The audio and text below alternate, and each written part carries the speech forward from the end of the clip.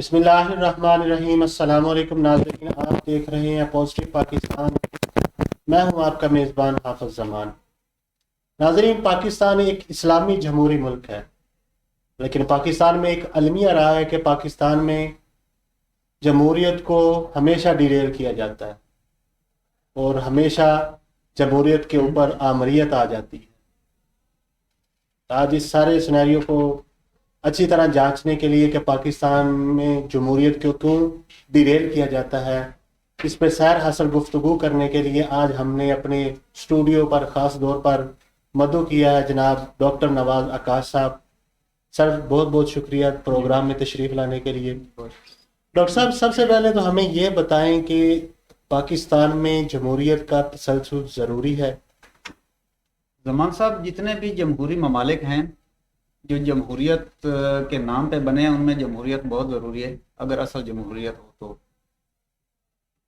انتقامی سیاست سے پاک ہو۔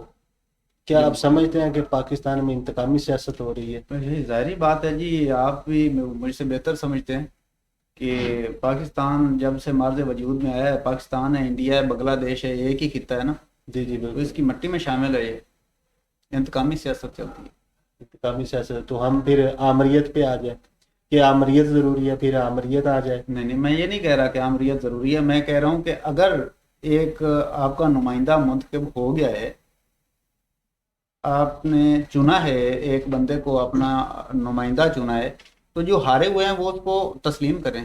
وہ اس کو تسلیم نہیں کرتے، وہ بجائے اس کے کہ اپنے ملک کو مضبوط کرنے کے لیے یا عوام کی فلاح کے لیے سوچیں، وہ سارا زور اس کو گرانے میں لگا دیتے ہیں۔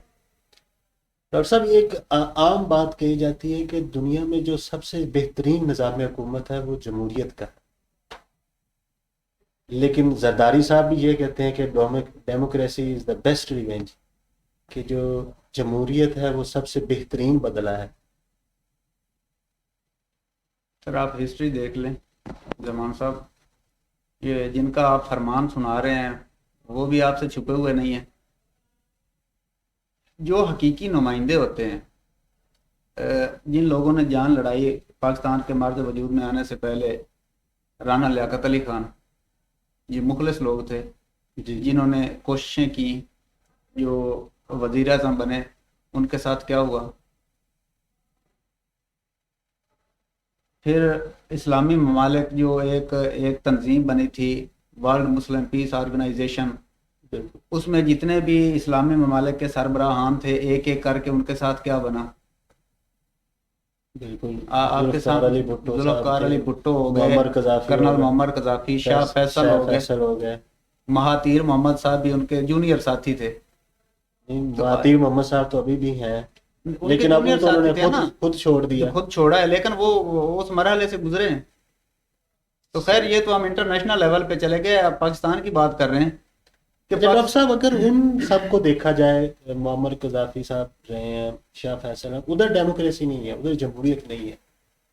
جمہوریت اگر اسلامی ممالک اگر ہم یعنی کہ ٹاپ 10 نکال لیں تو اس میں میرے خیال سے صرف پاکستان یا بنگلہ دیش ہے، کیونکہ اب اکانومی گروتھ بنگلہ دیش کی ہو رہی ہے۔ میں لاسٹ ٹائم ریسرچ کر رہا تھا تو مجھے پتہ چلا کہ سب سے بہترین جو ہے وہ پاکستان اور انڈیا سے بھی بہترین اکانومی اب بنگلہ دیش کی ہے۔ تو ان دونوں ممالک کو نکال دیں تو باقی سب میں ہی وہ بادشاہیت نظام ہے۔ یہ لفظی طور پہ جمہوریت ہے، یہاں پہ بھی بادشاہی نظام ہی ہے پاکستان میں بھی، کہ ایک انہوں نے وقت مقرر کیا ہوا ہے، سارے مل بیٹھتے ہیں کہ اگلے 5 سال آپ کے ہیں، اگلے 5 سال آپ کے ہیں۔ تو جب یہ بالکل اس نہج پہ پہنچ جاتے ہیں کہ ملک کو نقصان ہو، تب آرمی آتی ہے، کیونکہ فوج ملک کا نقصان نہیں چاہتی۔ تب وہ آتی ہے جب آؤٹ آف کنٹرول ہو جاتے ہیں۔ ابھی آؤٹ آف کنٹرول ہو جاتے ہیں، آپ نے بات صحیح کہی۔ ابھی جو پرائم منسٹر صاحب کہہ رہے ہیں کہ فوج کو پتہ ہے میں بہترین کام کر رہا ہوں، تو کیا آپ یہ سمجھتے ہیں کہ یہ ایک ڈیموکریسی چل رہی ہے یا اس میں بھی ڈکٹیٹرشپ آ گئی ہے؟ زمان صاحب، 2 راستے ہوتے ہیں، 2 باتیں ہوتی ہیں، ایک پبلک میسج ہوتا ہے، ایک سیکرٹ میسج ہوتا ہے۔ جو آپ ٹی وی پہ سنتے ہیں، جو وزیر اعظم صاحب فرماتے ہیں، جو ٹی وی پہ آگے عوام کے سامنے، وہ تو پبلک میسج ہے نا۔ پبلک میسج بالکل۔ پس پردہ جو بات ہے وہ بس وہی لوگ جانتے ہیں یا کچھ مخصوص لوگ ہوتے ہیں جو جانتے ہوتے ہیں کہ کیا ہونا ہے یا کیا نہیں ہونا. پس پردہ کیا میسج ہوتا ہے؟ اب کچھ باتیں ڈسکس کرنے والی نہیں ہے، ہو سکتا ہے میرا ناقص علم ہو تو میں مطلب کوئی بات کر دوں تو وہ. آپ کی پریڈکشنز کیا کہتی ہیں؟ میں یہ بات کنفرم ہے کہ جو عوام کو بات بتائی جاتی ہے وہ پبلک میسج ہوتا ہے. میں نے گزارش کی ہے کہ دو راستے ہوتے ہیں، دو میسج ہوتے ہیں. ایک پبلک میسج ہوتا ہے جو سٹیج پہ سب کے سامنے کیا جاتا ہے، ایک میسج ہوتا ہے جو پردے کے پیچھے ہوتا ہے. یعنی کہ تو آپ انتظار کریں جو پردے کے پیچھے میسج چل رہے ہیں وہ کب سامنے آتے ہیں. یعنی کہ آپ کہہ رہے ہیں کہ خطابات اور ہوتے ہیں، ہاں جی، باتیں کچھ اور ہوتی ہیں. خاموش لوگ بلا کے خطیب ہوتے ہیں. خاموشی سمجھیں، صحیح.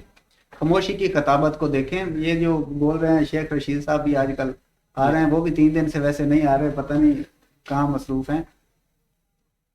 اچھا ڈاکٹر صاحب ہمیں یہ بتائیں کہ جو اکانومی گروتھ ہوتی ہے وہ ڈیموکریسی میں بہتر پاکستان کی اکانومی نے گروتھ کیا ہے یا ڈکٹیٹرشپ میں آمریت میں آ کر پاکستان کی اکانومی نے بہتر گروتھ کی؟ زمان صاحب، سب سے جو پہلا سوال ہوتا ہے یا سب سے پہلا پوائنٹ آف ویو ہوتا ہے وہ ہوتا ہے آپ کا دفاع، آپ کا تحفظ، کہ آپ کی امن و امان کی صورتحال کیا ہے. اگر تو اس صورت کو دیکھا جائے تو سب سے جو بہترین سسٹم رہا ہے وہ آپ جس کو آمریت کہتے ہیں، میں بھی آمریت کہہ دیتا ہوں لیکن میں ان کو آمر نہیں سمجھتا، کیونکہ اگر فوج آتی ہے اس کو آمریت کہہ دیتے ہیں. کوئی بھی فوجی یا کوئی بھی فوجی افسر کوئی بھی ایسا نہیں ہوگا جس کا 5 مربع سے زیادہ رقبہ ہو. تو یہ جو جمہوریت والے ہیں یہ 400 500 مربع کے رقبے ہوتے ہیں. آف شورز کمپنیاں ہوتی ہیں، ان کو اپنی جائیداد کا بھی پتہ نہیں ہوتا، یہ جمہوری جو اپنے آپ کو کہتے ہیں. تو جب جتنا عرصہ بھی مطلب کہہ لیں کہ فوجی حکومت رہی ہے اس میں متوسط طبقہ اور جو نچلا طبقہ ہے اس کو سپورٹ ملی ہے اور دفاع بھی مضبوط ہوا ہے. اس کی ایک مثال میں آپ کو دے دیتا ہوں کہ 1964 میں جنرل ایوب صاحب اور اکبر بگٹی صاحب انہوں نے گوادر خریدا تھا عمان سے 1964 میں سلطان قابوس بن سعید سے. عمان کا حصہ تھا نا. جی جی بالکل. وہ فوجی حکومت تھی، فوجی حکومت تھی. حالات بھی بڑے ٹف تھے، پاکستان کی اتنی عمر نہیں تھی نا، اتنے ذرائع بھی نہیں تھے، تو انہوں نے عمان سے وہ خریدا تھا جو آج پاکستان کا حصہ ہے. اور آپ کو پتہ ہے کہ اس کی وجہ سے اکانومی کہاں جا رہی ہے ہماری. بالکل بالکل. اس کے بعد 1965 میں انڈیا کی طرف سے جنگ مسلط کی گئی. تو یہ بڑی اعزاز کی بات ہوتی ہے کہ ایک بندہ وہی ملک کا صدر ہے، وہی چیف آف آرمی سٹاف ہے، وہی کمانڈر ہے، اسی نے سارا ملک بھی سنبھالنا ہے اور اسی نے بارڈر بھی سنبھالنا ہے. اس نے ملک بھی سنبھالا اور بارڈر بھی سنبھالا اور ایک جنگ بھی جیتی. صحیح. تو اس کو تو ہم نہیں کہہ سکتے کہ وہ جی آمریت ناکام رہی ہے. پھر اسی آمریت کے دور میں 1960 میں سینتاس معاہدہ ہوا تھا، 50 سال 50 سالہ سینتاس معاہدہ. پاکستان کے پاس وسائل نہیں تھے. اسی جو آمریت کی حکومت میں دنیا کے بہترین 4 ڈیم پاکستان میں بنے. پوری دنیا کا بہترین نہری نظام انہی 8 سالوں میں پاکستان میں بنا. تو یہ وہ آمریت کا دور تھا. اب آپ بتائیں جمہوریت میں کیا ہوتا ہے اور آمریت میں یہ سارے کام ہوئے جو آج تک آپ لوگ فائدہ اٹھا رہے ہیں اس سے. یعنی کہ آپ کہنا چاہ رہے ہیں کہ پاکستان میں جمہوریت سے آمریت بہتر؟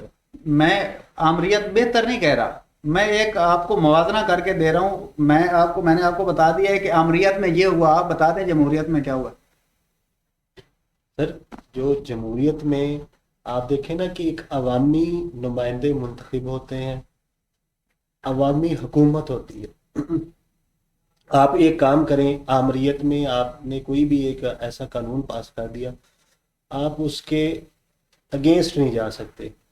لیکن جمہوریت میں آپ اگر کوئی ایسا قانون بناتے ہیں تو آپ کی جو فعال حزب اختلاف ہوتی ہے وہ اس کے خلاف جا سکتی ہے اور اس کو قانون کو رکوا سکتی ہے. اس کی جو کرنٹ اگزامپل یہ ہے کہ ابھی جو سینٹ میں یا اسمبلی میں، نیشنل اسمبلی میں آپ کوئی قانون پاس نہیں کروا سکتے.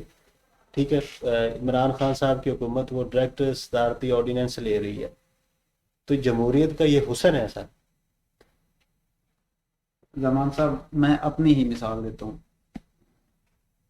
جمہوریت ہے، 2016 میں جمہوریت تھی. احتجاج تو حق ہے، اگر آپ کے ساتھ نا انصافی ہو رہی ہے تو احتجاج آپ کا حق ہے، جمہوری حق ہے. بالکل جمہوریت. اگر آپ اپنا جمہوری حق استعمال کرنے کے لیے نکلتے ہیں، جی جی. آپ کو ٹارچر کیا جاتا ہے، آپ کو جیل میں بند کر دیا جاتا ہے، تو آپ یہ کس حسن کی بات کر رہے ہیں؟ نہیں، اس میں ٹیبل ٹاک بھی آتی ہے نا کہ ٹیبل ٹاک کب آتی ہے؟ جب بندہ مر جائے. 2016 میں ہم سٹرائی پہ گئے تھے کسان، 2016 میں جی جی. تو 3 کسان وہاں پہ شہید کر دیے گئے لاہور میں، جمہوریت کے دور میں. پچھلے دنوں ملک اشفاق والا واقعہ پیش آیا ہے، بالکل بڑا افسوسناک واقعہ. وہ اپنا حق جمہوری حق ہے نا ہمارا، وہ جمہوری حق مطلب مد نظر رکھتے ہوئے گئے تھے نا، تو کیا ہوا ہے وہاں پہ؟ جمہوری حق ہے نا. ہم نے مطلب ایک تحصیل لیول پہ ہم نے گیدرنگ کی، ہم نے اکٹھ کیا کہ ہم جی حکومت کو پیغام دینا چاہ رہے ہیں، اپنے ضلعی جو انتظامیہ ہے اس کو پیغام دینا چاہ رہے ہیں کہ ہمارے ساتھ ناانصافی ہو رہی ہے. معذرت میں اپنی ہی مثال دے رہا ہوں، ہماری ایک میں جماعت کی مثال دے رہا ہوں، سب غریب پسے ہوئے لوگ ہیں، کہ ہم ان کو ان تک پیغام پہنچائیں کہ جی ہمارے اوپر بلوں کا بوجھ ڈالا جا رہا ہے، اور جو مطلب اوور یونٹ کر رہے ہیں ہمارے اوپر، اوور بلنگ کی جا رہی ہے، تو آپ اس کا نوٹس لیں. اس کے بدلے میں مطلب ہم 16 بندے تھے، ان پہ 780 لگا دی گئی، جی یہ دہشت گرد ہے. یہ جمہوریت میں ایسا ہوتا ہے؟ سر آپ نے ابھی تذکرہ کیا کہ آپ ایک پارٹی سے بلونگ کرتے ہیں. جی بالکل میں جانتا ہوں کہ جی آپ معذرت، میں اس وقت میں صرف ایک پاکستانی ہونے کے ناطے آپ سے بات کر رہا ہوں، میں کسی مطلب پارٹی کی نمائندگی نہیں کر رہا. میں یہ نہیں کہہ رہا ہوں کہ جمہوریت اچھی ہے یا آمریت اچھی ہے، جو میرے علم میں وہ آپ سے شیئر کر رہا ہوں. سر وہ میں عرض کرنا چاہ رہا ہوں نا کہ آپ نے کہا کہ میں ایک پارٹی سے بلونگ کرتا ہوں، تو یہ آپ ایک جمہوری تسلسل میں موجود ہے، یعنی کہ یہ چیزیں جمہوری تسلسل کا حصہ ہے نا کہ آپ ایک پارٹی سے بلونگ کر کے ایک الیکشن کانٹیسٹ کر کے تو پھر آپ گورنمنٹ میں آ کے لیجسلیشن کر سکتے ہیں نا. تو سر یہ ایک جمہوری طرز حکومت ہوگی نا. جمہوری طرز حکومت ہر جو بھی سیاسی پارٹی ہے، کا حصہ میں حصہ ہیں، ہم ان کا حصہ ہیں. جو بھی سیاسی پارٹی ہے اس کا کوئی منشور ہے، تو ہم اقتدار میں تو نہیں آئے. لیکن نہیں، میری گزارش سنیں، ہم اقتدار میں تو نہیں آئے. آپ اس سے پہلے تو نہیں کہہ سکتے نا کہ آپ نے یہ کیا ہے. ہم اقتدار میں آتے ہیں. عمران خان صاحب انہوں نے کتنا 126 دن دھرنا دیا، بالکل 22 سال محنت کی. جی جی. انہوں نے خود اپنے ہاتھوں سے بل جلائے، عمران خان صاحب سول نافرمانی کی. ٹھیک ہے. یہ ادھر گگو میں آئے، ہماری باقاعدہ ان سے ملاقات ہوئی، ہمارے ساتھ ان کی ڈیبیٹ ہوئی، اور الیکشن سے پہلے انہوں نے کہا کہ میرا سب سے پہلا جو قدم ہوگا وہ کسانوں کی فلاح کے لیے ہوگا. ہمارے ساتھ وعدہ کر کے گئے. اس کے بعد جب وہاں اپنا حق لینے کے لیے ایک دن دھرنا دینے کے لیے گئے، تو وہاں پہ مطلب کسانوں پہ تشدد کیا گیا، اور ان کو کئی لوگوں کی بینائی چلی گئی، ایک جان کی بازی ہار گیا. تو یہ کیا کریں گے آپ؟ فوج تو آج تک نہیں آئے گی. ہم کسانوں کو مارنے جا رہے ہیں، ہم مزدوروں کو مارنے جا رہے ہیں. کبھی آپ نے دیکھا ہے مطلب وہ فوج آئی ہوئی ہے تو انہوں نے کسانوں کو مزدوروں کو گھسیٹ رہے ہیں؟ تو یہ انتظامیہ جو پولیس ہے، یہ سیاسی انتقام چلتے ہیں جی یہاں پہ. بہت شکریہ ناظرین. اللہ کرے کہ ہمارے ملک میں بھی کوئی ایسی حکومت آئے جو کسانوں کا اور مزدوروں کا سوچے. اسی دعا کے ساتھ اجازت دیجیے. اگلے پروگرام تک کے لیے اللہ حافظ.